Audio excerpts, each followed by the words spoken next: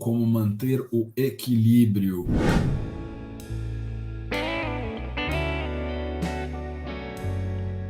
O que é equilíbrio? Basicamente, equilíbrio é uma capacidade de você suportar turbulências, forças e contraforças, porque a vida é feita disso, é exatamente daí que nascem as resistências, e as resistências são a base do sofrimento. A causa principal do sofrimento são as resistências entre forças e contraforças que são inerentes ao viver. Então, equilíbrio é a capacidade de você suportar turbulências, que é essa interação paradoxal e chocante de forças e contraforças, sem desestabilizar o seu sistema psíquico. Então, equilíbrio é uma capacidade mantenedora do centramento que advém da capacidade também da concentração. Ok? E aí eu inseri uma terminologia nova aqui, que é a concentração, e você pode me questionar, Lucas, por que que o equilíbrio vem da concentração? Esse é um ponto metafísico e filosófico bastante importante, porque a gente precisa compreender o que que concentração verdadeiramente é, e concentração é um ponto central no processo de amadurecimento do indivíduo.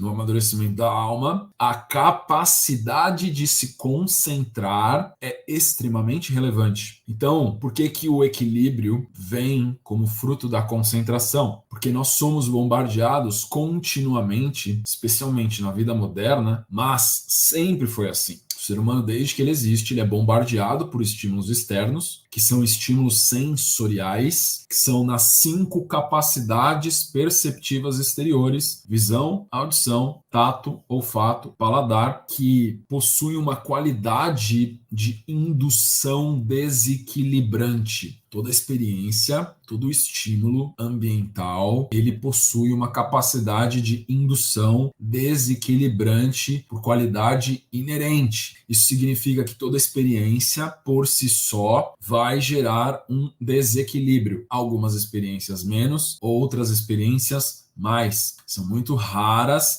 as experiências que não geram nenhum tipo de desequilíbrio. As únicas experiências que não geram desequilíbrio são as experiências perfeitas no caminho da sabedoria e da santidade, que são perfeitamente equilibradas pela ação, pela inação, pelo masculino, pelo feminino, pelo yang, pelo yin. São só nomenclaturas diferentes para a mesma intenção, para a mesma força psíquica. Quando as situações são perfeitamente equilibradas, elas vão gerar virtudes e não desequilibrar, elas vão equilibrar. Mas o que significa isso, que os 5 sentidos recebem estímulos indutórios desequilibrantes, né? Uma frase aparentemente difícil de a gente desvendar, mas eu vou tentar trazer com facilidade o que significa isso. Isso significa que toda experiência exterior dos sentidos, ele tem um potencial muito grande de desequilibrar a mente, principalmente a mente desconcentrada, a mente que não tem um centro pela própria qualidade do desejar e do não desejar, que é a aversão. Isso significa, então, que a mente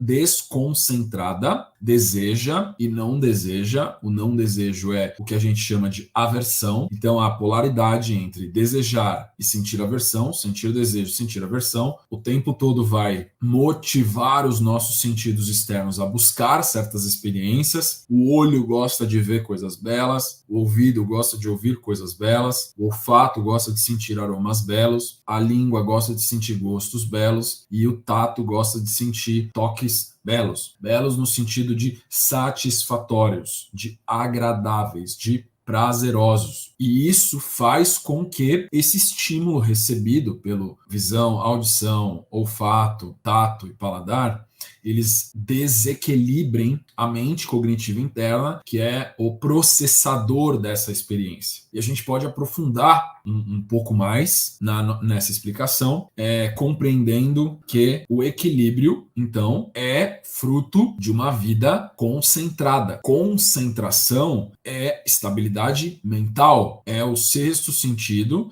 que é o receptor dos 5 sentidos externos, que unifica os 5 sentidos externos num sentido interno, que é essa capacidade de cognição, que é a capacidade de conexão de pontos, de variáveis aleatórias e diferentes para extração de significado. É exatamente isso que significa a cognição. E quanto mais esse processo é feito com excelência, mais estabilidade mental é extraída desse processo de percepção, desse processo de percepção. Então, o sexto sentido é um resultado da minha capacidade disciplinar dos 5 sentidos externos, que é o que entra e o que sai deles. O que os sentidos externos recebem, mas também o que eles projetam. Isso tem a ver com esse entrar e sair de estímulos do ser humano, é reflexo direto da capacidade de estabilidade e de equilíbrio mental. Então, só quando nós vivemos uma vida moral e ética que abre-se a possibilidade da gente obter concentração. Dito isso, a gente pode investigar um pouco mais e perguntar como é que a concentração pode ser algo tão importante e tão pouco citado ou falado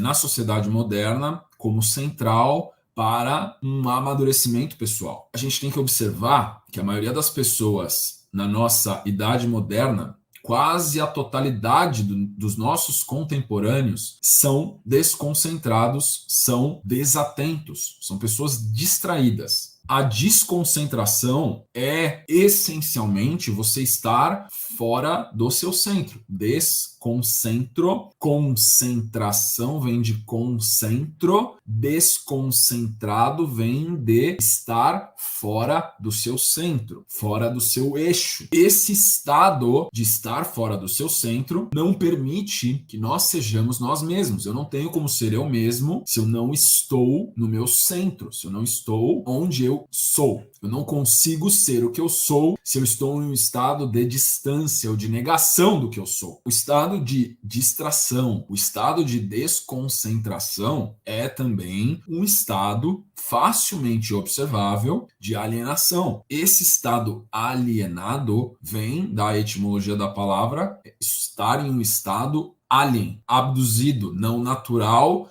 à minha natureza.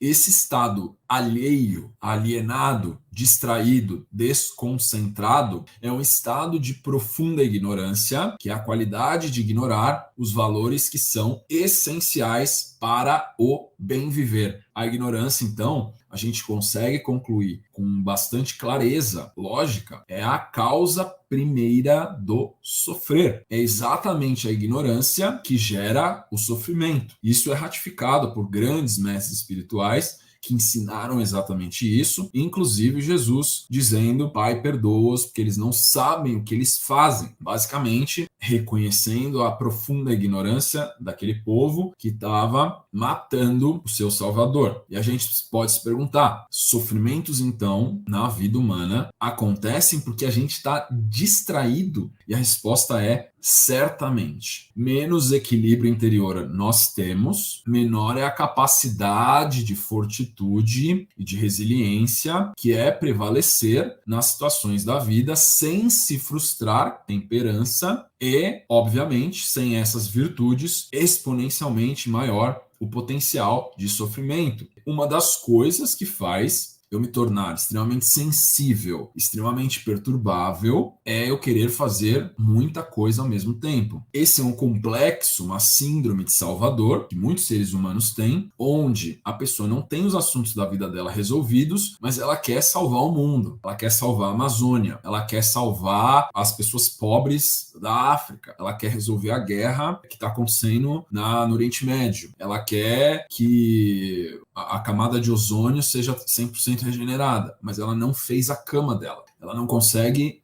pagar o aluguel, ela não consegue sair da cama na hora certa e chegar no trabalho sem estar atrasado, mas ela quer regenerar a camada de ozônio. Isso é um tipo de escapismo da própria vida, porque já que eu não tenho controle sobre a minha vida, então eu escapo disso falando que eu me preocupo com problemas maiores do que eu, para que eu dê um verniz de grandeza, de importância, ao mesmo tempo que eu procrastino, sem sentir culpa, os assuntos de alta relevância dentro da minha vida e dentro da minha individualidade. Isso é o que é característico da pessoa infantil e neurótica. Um padrão de pessoa distraída, desconcentrada, são aquelas pessoas que são obcecadas por notícia, obcecadas por fofoca, obcecadas por a vida das celebridades, a vida dos famosos, obcecado por saber sobre pessoas, o que os outros estão fazendo, obcecada por likes, obcecado por compartilhamentos, obcecada por número de seguidores. E hoje as redes sociais intensificam em muito essa distração. E isso faz com que as pessoas que antes já sofriam com esse processo de distração, há 200, 300, 500 anos atrás, as pessoas distraídas já tinham um nível de sofrimento muito superior. Hoje, elas têm a facilidade na palma da mão delas, porque o entretenimento está a 3 segundos de distância, alguns poucos cliques. Isso faz com que ela tenha um alto estímulo por recompensa também de prazer e dopaminérgica,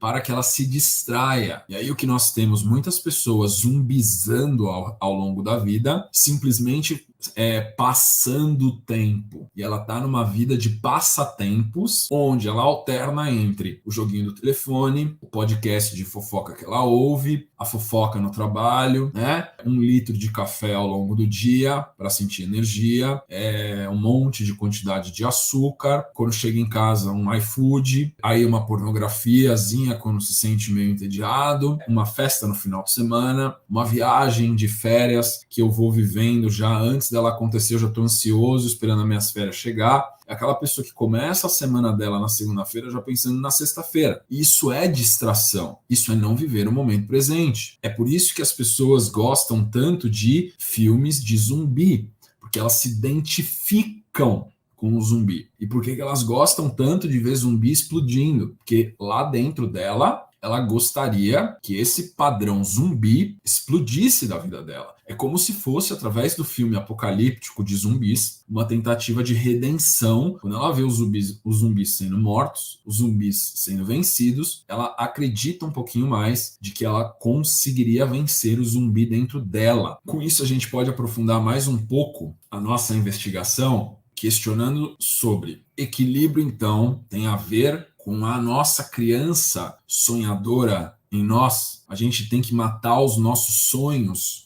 para se tornar uma pessoa madura e equilibrada? E a resposta é definitivamente de maneira nenhuma. O que nós devemos fazer é permitir, sim, que a criança interior fantasie, supervisionada pelo adulto racional. A criança, ela toca o infinito, o adulto ele deve trazer para a prática do presente. Esse equilíbrio entre a inocência do fantasiar infantil da criança, entre o racional do adulto, é digno dos grandes sábios e santos da história. A pureza da criança ou a da pomba é extremamente importante, assim como a astúcia da serpente, exatamente um dos ensinamentos de Jesus Cristo. Sejais pacíficos como a pomba e astutos como a serpente. Isso é uma fórmula da maturidade. Isso é uma fórmula de como sermos maduros, vivermos o momento presente em plenitude e não vivermos um estado de ausência, mas sim um estado de presença. É uma mistura entre a criança interior, supervisionada pelo adulto racional interior, também é uma simbiose, um equilíbrio entre esses dois entes psíquicos presentes em nós, a criança e o adulto. Como que a gente pode, então, de maneira simplificada, em 4 etapas, desenvolver, então, o equilíbrio? Primeiro,